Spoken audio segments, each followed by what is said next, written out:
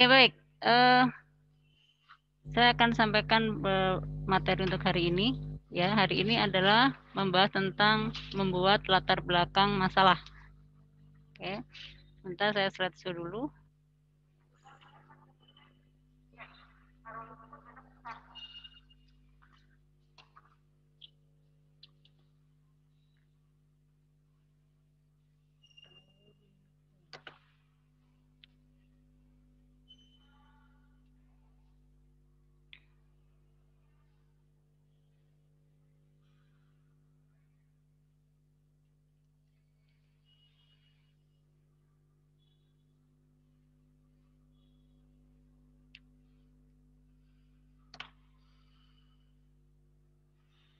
Sudah terlihat di layar tampilan slide-nya?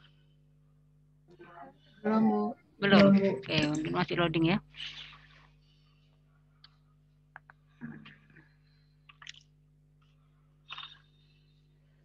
Ini yang hadir ada berapa orang nih? Total kalau dari absen itu ada 12 ya. 11 ya. Lama banget.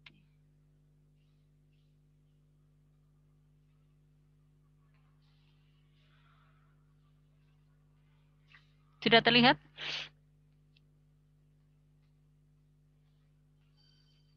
Sudah. Ya. Oke, baik. Kita masuk ke ini materinya. Dari tugas terakhir, Anda kan diminta untuk membuat tema atau menentukan topik judul sesuai dengan kompetensi.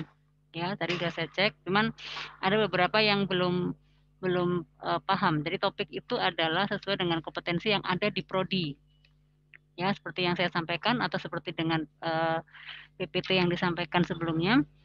Topik untuk sekretaris atau AP itu antara lain kesekretarisan, kehumasan, IO, manajemen perkantoran, manajemen kearsipan, pelayanan prima, terus ada komunikasi dan koresponden atau surat menyurat baik bahasa Indonesia atau bahasa Inggris. Silahkan mengambil tema itu, judulnya bermacam-macam ya, misalnya tentang penanganan surat masuk dan keluar di PT ini atau bagaimana menangani sebuah kearsipan ya kan, pengelolaan arsip dinamis atau statisnya seperti apa, judulnya diambil dari situ.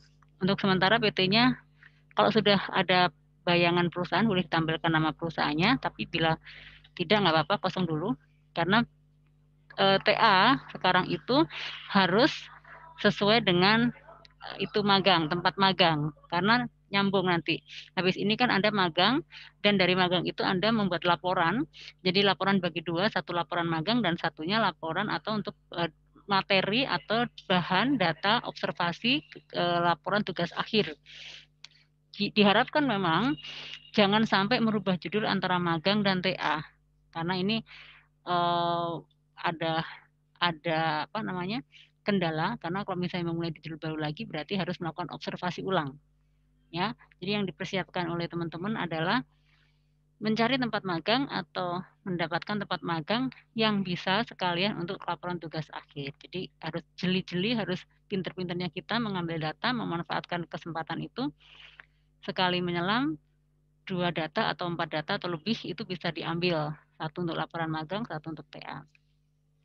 Baik, ini sekali lagi ini cuma saya kasih pengantar karena sisanya adalah harus latihan membuat narasi, membuat latar belakang yang memang diperlukan waktunya lebih dari bisa 1 hari, bisa 2 hari karena ini kan tidak bisa asal menuliskan karena latar belakang ini harus disesuaikan dengan satu tema. Yang kedua dengan isu yang terjadi di masyarakat atau isu yang terjadi di perusahaan terkait dengan judul atau kasus-kasus yang sering terjadi atau terdapat di perusahaan terkait dengan tema yang teman-teman ambil. Oke ya. Oke ini, jadi latar belakang itu yang akan kita tuangkan di dalam latar belakang itu. Latar belakang itu kan ada di pendahuluan ya. Jadi di pendahuluan itu ada 6 subbab. Jadi yang pertama latar belakang, 1.2-nya, subbab keduanya adalah identifikasi masalah, subbab ketiga itu adalah batasan masalah, subbab keempat itu adalah rumusan masalah, subbab kelima adalah tujuan penelitian, dan subbab yang terakhir adalah sistematika penelitian. Nah, itu yang dituangkan. Cuman yang memang biasanya membutuhkan efforts atau fokus itu di latar belakang, karena yang dituangkan itu banyak sekali deskripsi yang terkait dengan data, permasalahan, dan isu-isu itu harus dituangkan di situ. Ya, oke, di latar belakang ini apa yang harus dilakukan, yaitu teman-teman harus menggali sumber latar belakangnya. Yang dimaksud sumber tadi itu yaitu isu yang terjadi atau yang seringkali muncul terkait dengan tema atau judul. Contohnya manajemen atau pengelolaan arsip. Jadi kalau di perusahaan-perusahaan itu kan tidak semuanya memiliki atau ada pengelolaan arsip yang bagus. Nah, itu yang seringkali terjadi. Nah, itu bisa diangkat apa masalahnya. Nah, diceritakan di situ. Terus melihat pentingnya pengelolaan arsip itu bagi perusahaan seperti apa. Nah, itu dituangkan di situ semua. Atau misalnya tentang kesekretarisan. Lagi-lagi di perusahaan itu nggak semua perusahaan memiliki sekretaris. Jabatan sekretaris itu bisa dijabat atau di double rangkap oleh departemen tertentu, misalnya HR itu biasanya merangkap kegiatan sekretariat atau sekretariatan ya di perusahaan-perusahaan. Nah, itu apa yang menjadi kendala kalau seseorang itu tidak memiliki background atau keterampilan di bidang kesekretarisan. Nah, itu bisa diangkat bagi yang mengambil topik kesekretarisan. Begitupun koresponden. Nah, koresponden itu juga seringkali menjadi apa ya, hal penting di dalam melakukan administrasi atau kegiatan di perusahaan itu seberapa pentingnya, terus apalagi bagaimana cara mengelola surat masuk atau dokumen-dokumen baik masuk atau keluar itu seperti apa. Nah, itu perlu dituangkan dan sebagainya.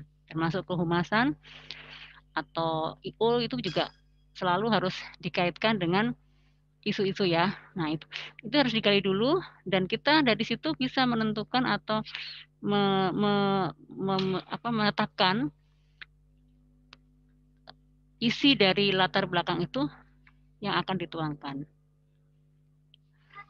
Berdasarkan judul yang Anda buat, itu harus terintegrasi, harus nyambung, harus komprehensif, tidak boleh misalnya judulnya kesekretariatan, tapi yang dibahas tentang koresponden itu tidak nyambung, jadi harus connect. Makanya hati-hati dalam menentukan judul untuk bisa membuat sebuah latar belakang yang sesuai.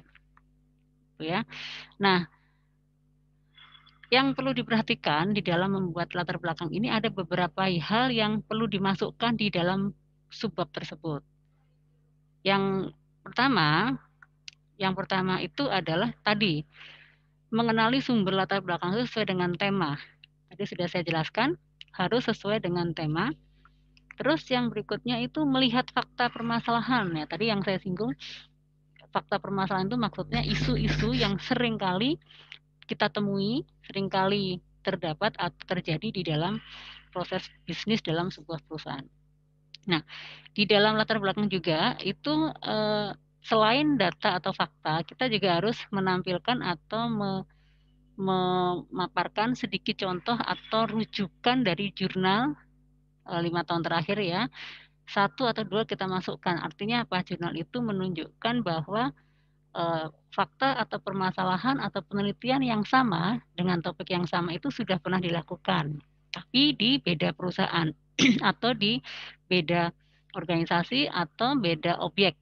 Nah, setiap objek atau setiap perusahaan itu kan pasti permasalahannya berbeda. Nah, ini menjadi rujukan dan ada gambaran atau bayangan ternyata kalau kasus ini di perusahaan A itu seperti ini, belum tentu di perusahaan B mengalami hal yang sama. Nah, itu perlu digali lagi, perlu diteliti lagi, makanya perlu adanya rujukan.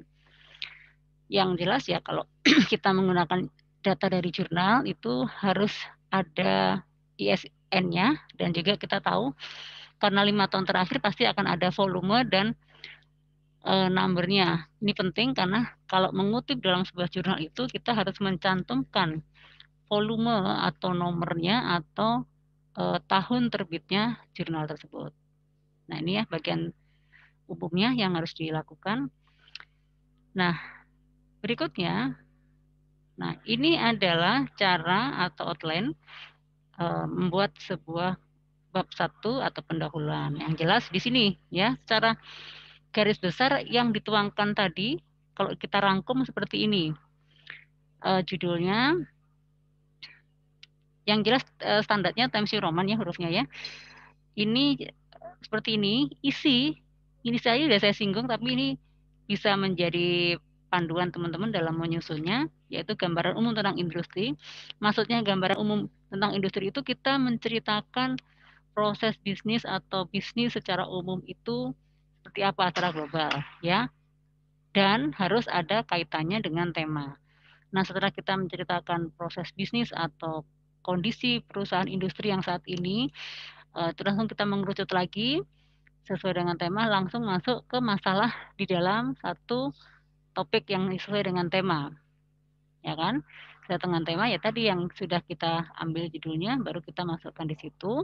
Dan di paragraf terakhir itu dibuat judul tugas akhir. Nah, untuk memudahkan bayangan teman-teman seperti apa contohnya itu ini, ya. Yang jelas penulisan tugas akhir di bold. Nah, ini nanti ini bisa dibaca sendiri. Nah, ini topik yang bisa diambil teman-teman ya. Tadi sudah saya singgung di awal, saya dulukan. Nah, nanti judul yang sudah dikirim ke saya itu tinggal saya cocokkan mana yang sesuai dan mana yang tidak ya.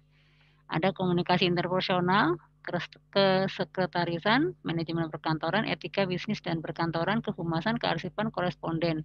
Ada satu lagi sebetulnya untuk entrepreneur dan IO yang belum masuk di sini. Nanti kita tambahkan. Nah, ini contoh cara atau contoh pendahuluan yang sesuai dengan prodi Anda. Ya, kita ambil topik contohnya tentang pelayanan prima ya. Tentang pelayanan prima itu ini. Nah, ini kita menceritakan yang paragraf pertama ini menceritakan secara umum, secara general tentang pelayanan prima. Kenapa pelayanan prima itu penting, kenapa pelayanan prima itu harus dilakukan, harus diberikan oleh harus banyak diterapkan di perusahaan. Nah, itu diceritakan secara umum dulu. Nah, berapa jumlah paragrafnya terserah ya. Ini secara umumnya, nanti paragraf keduanya yang tadi disampaikan harus mengkerucut pada topik atau tema yang kita angkat, gitu kan. Nah, ini contoh ya, sekali lagi jangan dijadikan ikuti, tapi karena ini harus masih ditambahkan dengan kasus-kasus yang ada di umum ya. Nah, ini contoh mengambil kutipan. Nah, ini kenapa beda di sini? Di sini paragrafnya lebar, di sini terlalu mepet dan atau terlalu satu spasi gitu, karena memang kita lihat ini adalah sebuah kutipan, di mana kutipan ini ada syaratnya karena melebihi dari 3 baris biasanya dituliskan satu spasi. Nah, nanti ada di panduannya. Nah, ini mengutip itu seperti ini, ya. Mengutip itu sesuai yang telah kita pelajari di manajemen kearsipan. Menuliskan kutipan itu referensinya harus hanya nama kedua, nama belakang, bukan nama lengkap, ya. Sehingga kita tahu ini kutipan dari jurnal ya. Yang tadi disampaikan bahwa dalam bab 1 itu harus ada unsur umum perusahaan dan ada dari jurnal. Nah, kutipan ini yang dimaksud adalah kutipan dari jurnal. Ya, jurnalnya apa? Ya, jurnal yang sesuai dengan judulnya atau topiknya tentang pelayanan prima. Maka kita ambil topik dari jurnal tentang pelayanan prima. Nah, berikutnya ini kita contohkan adalah bagian paragraf terakhir ya. Ini hanya umpama atau contoh, tadi paragraf di latar belakang itu bisa 5, bisa 7, terserah, tergantung dari kasus atau fakta permasalahan yang ada, sehingga itu memperkaya isi cakupan dari latar belakang tersebut. Nah, ini contohnya di paragraf terakhir. Di paragraf terakhir itu ini. Nah, kita di paragraf terakhir itu boleh mengangkat perusahaan tempat kita melakukan penelitian. Karena di sana kan kita akan menceritakan sedikit, mengangkat sedikit tentang tema yang kita ambil. Nah, kita contohnya ini ada Perum Jamkrindo. Nah, di sini bagaimana penerapan atau pelaksanaan pelayanan primanya juga kita kupas sedikit ya. Contohnya, Perusahaan Umum Jaminan Kredit Indonesia, disingkat Perum Jamkrindo, adalah perusahaan jaminan kredit Indonesia yang merupakan salah satu BUMN ya. Jamkrindo sebagai jasa kredit untuk UMKM atau pengusaha menengah menerapkan konsep mengutamakan kepuasan dan memberikan pelayanan. Nah, berarti kita sudah menyinggung tentang pelayanan ya. Jadi secara garis besar, isi dari paragraf dengan paragraf pertama, kedua, ketiga, dan sampai paragraf terakhir itu harus terkait dan yang disampaikan fokus kepada tema, fokus kepada judul yang kita ambil. Kalau ini judulnya tentang kompetensi sekretaris perusahaan dalam memberikan pelayanan prima bagi pelanggan internal, nanti kita fokusnya kepada pelayanan prima. Maka paragraf 1, 2, 3 seterusnya sampai misalnya 10 paragraf itu harus saling terkait dan membahasnya kepada yang tadi disampaikan topik atau tema dari judul yang kita ambil. Dari sini ada yang mau ditanyakan? Silakan ditanyakan dulu. Ibu, saya mau nanya. Ya. Misalnya kan kemarin kayak bikin judul gitu ya Bu ya. Betul. Terus kan mungkin makin kesini kayak bingung gitu. Mau maksudnya kayak makin banyak kepikiran tema-tema gitu kan Bu. Nah kalau misalnya udah sampai sini tiba-tiba kayaknya tema yang sebelumnya masih labil gitu, jadi pengen cari yang baru itu nggak apa-apa Bu, dilanjutin atau gimana? Sebetulnya gini, sebetulnya kan kemarin saya sampaikan ke teman-teman ya, ambil topik tema yang gue banget ya, yang gue banget itu artinya yang topik itu sesuai dengan kompetensi yang Anda miliki. Jangan asal, artinya kalau misalnya udah yang penting untuk mengumpulin tugas, ini tidak untuk mengumpulkan tugas ya, tapi ini nyambung dari tugas 1 sampai akhir nanti itu dipakai untuk proposal. Jadi MPTA ini bukan sekedar mengumpulkan nilai untuk tugas saja, tapi ini benar-benar dijadikan proposal yang siap lanjut ke tugas akhir. Makanya kan saya minta yang gue banget ya. Yang gue banget itu kenapa yang gue banget? Karena biasanya seseorang yang menguasai kompetensi akan mudah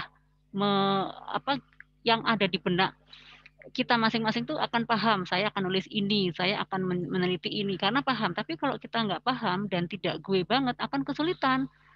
Jangankan judul, data aja akan susah gitu. Kita nggak paham apa yang kita tuliskan, datanya seperti apa. Nah, terkait yang disampaikan tadi Lola yang tanya ya. Nah, terkait yang disampaikan Lola, untuk hari ini masih bisa berubah judul, karena kan tugas ini nyambung ke tugas ketiga nyambung ke tugas keempat ya. Kalau sudah sampai ke situ nanti bongkar lagi Mbak. Mau ganti judul sih boleh-boleh saja, tapi hati-hati gitu. Artinya kan waktunya kan sangat terbatas ya, dan kita kan dikejar deadline untuk penyusunan proposal. Makanya walaupun ini seminggu 2 kali, tugasnya tetap saya mintanya 1 minggu. Maksimal sebelum mulai kuliah kita sudah ada. Boleh berubah sedikit boleh. Terus tapi kalau berubah total misalnya dari Lola topiknya misalnya apa? Topiknya tentang kemarin apa ya? Surat masuk keluar Bu. Nah, surat masuk keluar. Sudah bikin sampai bab 1, sudah siapkan teorinya, tiba-tiba enggak saya mau ambil ini aja deh kehumasan. Berarti mau tidak mau merubah total. Merubah total berarti latar belakang dibongkar semua. Kan tidak sesuai kan dari koresponden kepada kehumasan kan tidak nyambung sama sekali kan. Mau tidak mau dibongkar. Nah, itu harus dipikirkan kembali waktu. Ya kan? Karena di pertemuan ke-16 proposal yang sudah kita susun dari sekarang ini itu akan dipresentasikan dan akan dinyatakan oleh penguji, oke kamu lanjut ke tugas akhir. Lanjut ke tugas akhir artinya pada saat magang kamu harus menyiapkan dokumen tersebut. Kecuali nantinya pada saat kita magang ternyata kita tidak ditempatkan di bagian ngurusin surat menyurat, mau nggak mau harus ganti. Paham ya? Oh ya. Nah, jadi sebetulnya dari sekarang teman-teman sudah punya gambaran mana perusahaan yang akan disasar atau mana perusahaan yang akan dijadikan tempat magang. Karena sudah sesuai dengan arahan dari tahun 2 tahun yang lalu, magang itu sekaligus TA. Jadi datanya nggak membingungkan mahasiswa yang mencari mencari data, kesulitan. Dan itu akan membantu sekali gitu. Gitu ya Mbak Lola ya.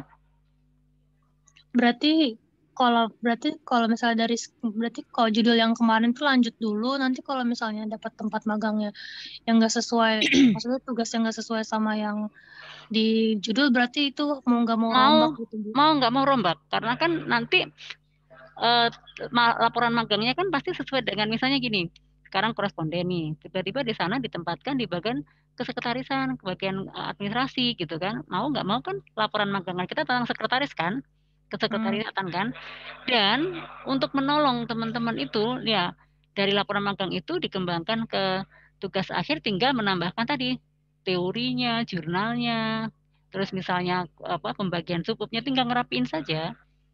Kalau misalnya tadi magangnya bagian kesekretarisan, terus saya nggak mau itu deh, saya maunya ke bagian ini aja, bagian komunikasi gitu. Berarti 5 bab itu harus dibongkar semua. Judulnya ganti, teorinya ganti, latar belakangnya ganti, ganti semuanya. Datanya pun berarti harus mencari data baru.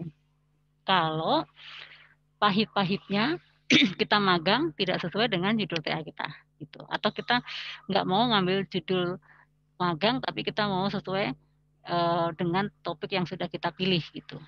Dan otomatis itu kalau dari perusahaannya mengizinkan ngambil data ya bagus, tapi biasanya kalau sudah magang gitu mereka kan bergantian dengan tempat mahasiswa tempat lain yang magang. Nah, itu juga perlu dipikirkan gitu. Gitu Mbak Lola. Oh iya, saya juga dapat pesan dari Kajur sama fakultas juga dari dekan. Ini kan 11 orang ya, 11 orang itu masing-masing tidak boleh ada topik yang sama ya. Contoh misalnya perkantoran nggak boleh 3 orang, jadi semua harus satu gitu. Pesannya seperti itu. Oke, ada lagi yang mau ditanyakan? Yang lainnya? Lola paham ya? Jadi sekarang diteruskan dulu yang koresponden dulu Mbak. Koresponden diteruskan dulu saja. Ya mudah-mudahan magangnya tetap sama, jadi enak sudah langsung lanjut bab 3, bab 4, seterusnya tinggal dikit gitu. Oke, bisa lanjut? Nah ini ya. Untuk penulisan tugas akhir itu kita menggunakan standar fontnya Times New Roman ya 12, cuman kalau judul bab tadi bab 1 pendahuluan itu 14 fontnya, tapi sisanya semuanya adalah TNR 12. Marginnya 4433, atas 4, kiri 4, kanan 3, bawah 3. Spasinya double, judul di bold, subjudul di bold. Ini adalah ketentuannya. Kalian supaya kita juga tidak salah dalam membuat proposal sekali lagi, karena ini kan langsung dijadikan proposal yang bisa diajukan ke pendidikan nantinya. Ada pertanyaan dari sini? Kalau tidak ada, berarti kita langsung masuk ke tugas ya, ke latihan. Bu, saya mau nanya. Oh iya, silakan. Coba ini. Sania. Berarti kalau yang tadi mau ganti judul dari yang tugas ketiga itu bisa Bu sekarang? Kenapa Mbak? Maaf, kurang jelas. Ini Sania ya? Iya Bu. Ya, kenapa Mbak? Kalau misalnya mau ganti judul sekarang dari yang beda dari yang tugas ketiga itu berarti bisa Bu sekarang? Iya, bisa dari sekarang. Makanya tadi kan saya belum ceknya, baru sekilas ya. Itu nanti. Pokoknya dalam waktu minggu-minggu ini masih boleh lah ganti judul. Kalau karena kan kalau nanti sudah kebablas jauh sampai ke bab 2, karena kan ini proposal ini kan sampai bab 2 ya. Bab 2 itu akan banyak banget yang kita tuangkan, di situ nanti menuangkan teori yang nyambung dengan topik dan juga jurnal-jurnal yang harus dibutuhkan. Nah itu perlu effort yang lebih, itu nggak cukup 1 minggu, 2 minggu, karena ngumpulin teori referensi itu banyak dan itu harus benar-benar nyambung dengan topik yang kita angkat. Nah kalau sudah kebablas sampai bab 2, tiba-tiba di tengah-tengah ganti judul, ya kan, itu semakin babak belur kita, karena apa? Ya ngulang dari nol lagi, gitu. Ya, boleh. Nanti saya cek, nanti saya infokan kalau ada judul yang kembar. Terus satu, tugas akhir tidak boleh dengan judul prosedur, sudah tidak diperbolehkan. Jadi lebih ke kegiatannya langsung. Ke implementasi tidak boleh prosedur, itu tidak boleh menggunakan yang prosedur-prosedur itu. Jadi langsung pelaksanaan ya. Misalnya implementasi penerapan atau pengelolaan surat masuk dan keluar di PT apa gitu kan. Terus manajemen kearsipan atau pengelolaan arsip dinamis di bagian misalnya di bagian apa namanya ARD di perusahaan apa gitu kan. terus pelaksanaan implementasi tugas sekretaris dalam menjalankan apa gitu. Itu seperti itu ya, tidak boleh prosedur pelaksanaan, prosedur membuat surat, tidak boleh yang itu ya. Ya, Bu. Bisa ya? Oke. Oke, ini kita langsung latihan ya Mbak ya, karena di perkuliahan MPTA itu banyak sekali, sedikit sekali yang disampaikan, tapi lebih langsung ke praktek ya, karena memang waktunya harus banyak. Silakan dari judul kemarin membuat latihan membuat latar belakang. Yang perlu ditekankan juga perlu hati-hati, tidak boleh kopas dari tulisan orang. Ya maksudnya gini, Anda boleh mencari referensi dari Mbah Google, silahkan. Misalnya tentang kita berbicara tentang pengelolaan surat. Pengelolaan surat itu apa? Pada saat Anda mau menuliskan, jangan dikopas habis. Silahkan menggunakan bahasa Anda sendiri. Ya, jadi Anda bisa melihat, misalnya pengelolaan arsip itu apa, pengelolaan surat itu seberapa penting sih? Terus apa saja hal-hal yang diperhatikan dalam pengelolaan surat itu? Nah, masalah-masalah yang sering muncul dalam pengelolaan surat di perusahaan itu apa, gitu ya? Penyebabnya apa? Nah, itu kan ada di Mbah Google kan banyak kayak gitu-gitu tuh. Nah, apa yang ada di Mbah Google atau yang kita lihat dari jurnal atau dari artikel itu jangan di-copy, dibuat di tulisan Anda. Ya, silakan bahasa itu diparafrase dengan menggunakan bahasa Anda. Karena akan ketahuan kalau itu bukan bahasa Anda, kalimat Anda, itu nanti disebutnya plagiat. Nah, itu karena sekarang itu semua artikel, semua tulisan itu akan dicek dengan plagiarisme. Ya, jadi tidak boleh mengambil atau mencontek tulisan orang karena itu milik orang, itu hak karya orang dan harus dilakukan parafrase. Syukur-syukur kalau Anda memang sudah bisa menyusun kalimat sendiri karena Anda kan sudah belajar koresponden, sudah belajar bahasa Indonesia, sudah belajar komunikasi ya. Itu kan mudah-mudahan itu membantu dalam pembuatan atau menyusun sebuah kalimat. Nah, teman-teman kemarin kan banyak atau sering membuat proposal kan dari tugas-tugas apa itu? Tugas kewirausahaan, tugas manajemen perkantoran, kan ada tugas-tugas. Nah, dari situ kan kita sudah bisa mengukur, kita bisa membuat latar belakang dengan gaya atau bahasa seperti apa.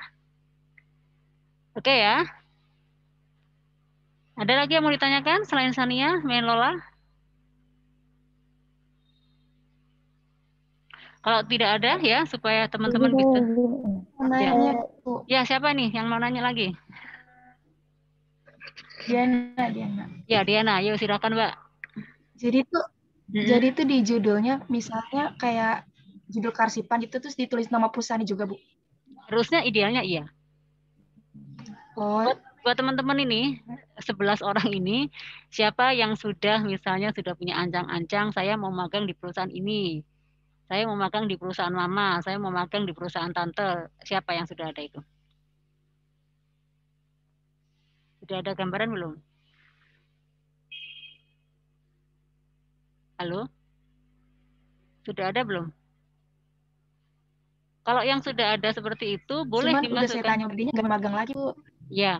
Ya benar. Jadi kalau misalnya sudah ada, oh ya Bu, saya sudah ada tempat magang Bu di tempat apa saya, nggak apa-apa, dituliskan dulu saja itu. Kalau nama perusahaan nanti bisa berubah sesuai dengan nama perusahaan atau tempat kita magang.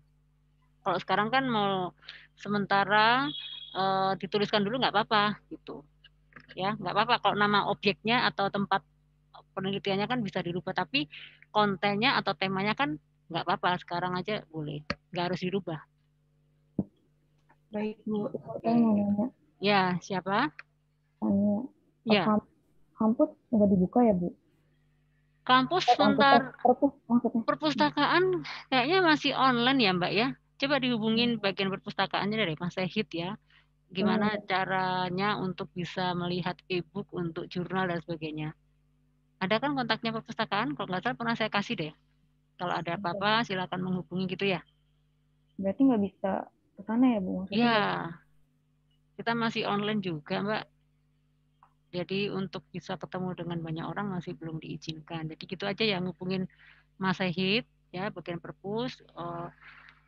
Ya kan dulu kan pernah saya posting ya, yang untuk kontak-kontak orang perpustakaan ya. Ya kan waktu awal-awal kan kalau nggak salah kan kita dapat pesan dari perpustakaan kalau pelayanan perpustakaan seperti apa, ada kan ya. Nah, sementara bisa menggunakan Mbah Google ya, silakan cari di internet banyak sekali situs-situsnya. Bisa sementara itu dulu ya, sambil nanti dapat kabar dari perpustakaan seperti apa. Ada lagi yang mau ditanyakan? Terus untuk presentasi ini kayak gimana, Bu? Oh, nanti di random. Kita cuma contoh saja kan sebetulnya tugasnya kan sudah dikumpulkan, saya baca. Mungkin saya mau tampilkan ya, karena kita nggak bisa tatap muka langsung. Kalau dipresentasikan kan nggak cukup ya. Ini kan satu orang kan biasanya 15 menit. Cuman saya akan sampling aja, akan saya tampilkan judul yang benar sama pembuatan latar belakang yang sudah benar. Benar itu bukan dari kontennya apa, tapi minimal formatnya dulu. Itu yang akan saya sampaikan. Jadi satu untuk bersama kan, kalau sudah saya tampilkan berarti kan semua menyimak, berarti tahu kesalahannya, tahu judul yang tepat itu seperti apa, nanti disampaikan. Saya share. Gitu, Mbak. Ada lagi yang mau ditanyain?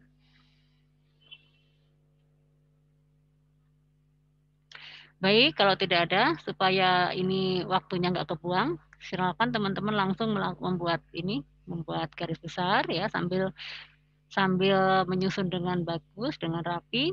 Nanti bisa dikumpulkan sesuai deadline yang ada di e-kampus ya. Kita kembali ke e-kampus, silakan lihat, cek tugas yang saya sampaikan dan selamat mengerjakan.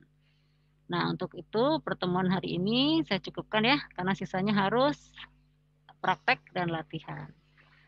Saya akhiri, sampai bertemu minggu depan untuk pertemuan selanjutnya dan materi yang lanjutannya ya, untuk kelanjutan materi ini. Jadi mohon fokus ya, jangan melihat ini Bu Christine ngasih tugasnya banyak, bukan, karena ini memang tahapan untuk nantinya Anda mengambil tugas akhir ya seperti ini ya. Jadi diharapkan nanti setelah akhir pertemuan 16 langsung sudah jadi proposal benar, sudah jadi proposal yang sudah lanjut ke